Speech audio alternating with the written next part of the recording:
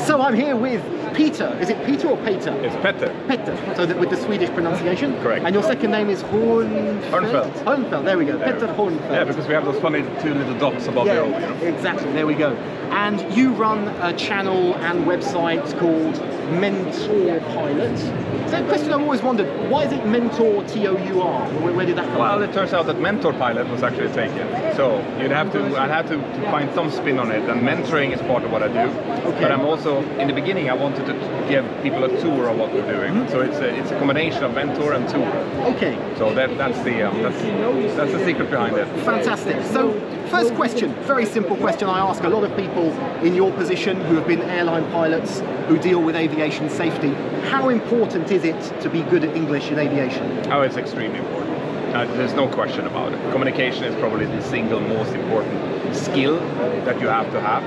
And aviation English is the international language of aviation. So without English, you will not be able to communicate well with air traffic control. You will not be able to communicate well with your colleagues. Mm-hmm. So it's crucial. It's the foundation of communication. And when you were flying as a pilot, or if you are still flying as a pilot now, have you ever had an issue where you've flown with a first officer who you felt his English was not quite up to standard?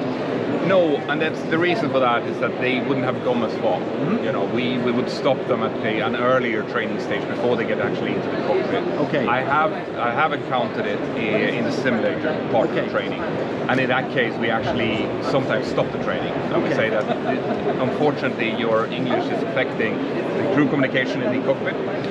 It has a negative impact on your simulator partner, so we're going to have to stop the training here, and you're going to have to do some training. So essentially it's very important that your English, you work on it a lot before you start the airline training process, as it can cause an obstacle later on. No, absolutely. And on top of that, if you don't have a good foundational English knowledge, when you start flying on the line, you're going to hear English, but in a lot of different accents, right? Even here in Europe, there's going to be a lot of, the accent in France is going to be different than in Italy, than in the UK, where they speak quicker. In Scotland is different than in London.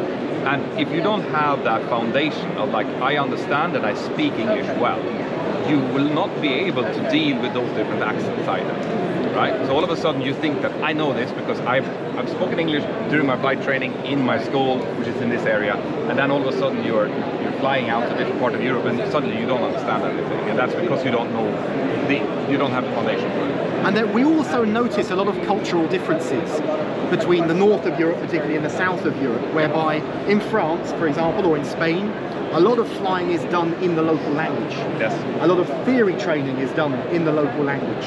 Now, there's a school of thought which says that it's better to learn theory in your own language and then use English for communication. Another school of thought says that you should do absolutely everything in English right from the very start.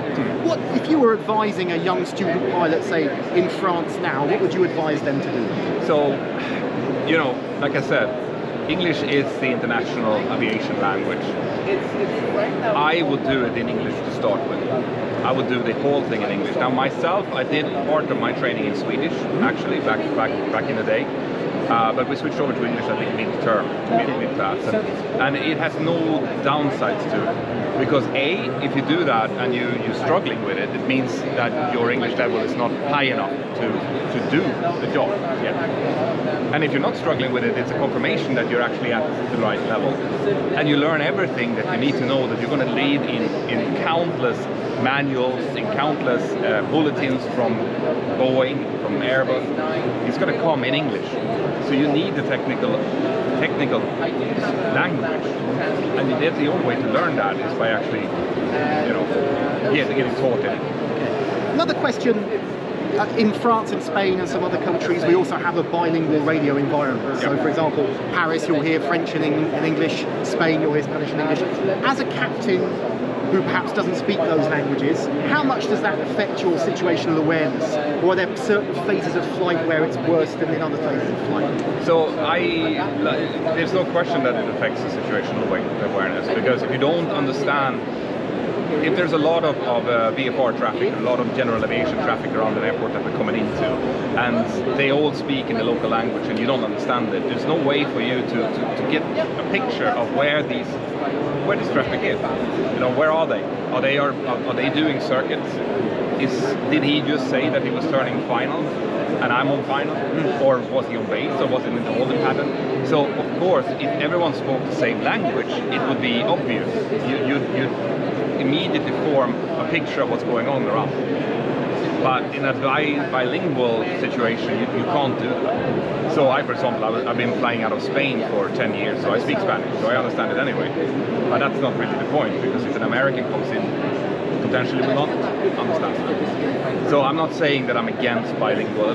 For example, if you're flying a little Cessna in a local airstrip somewhere, and you do that in French, not a problem. I don't see any issue with that. But when you're coming into a busy, well-trafficked, full-on airport that takes on IFR traffic, international traffic, you need to do it in English. Petter Hörnfeldt, thank you very much indeed. Thank you. Thank you.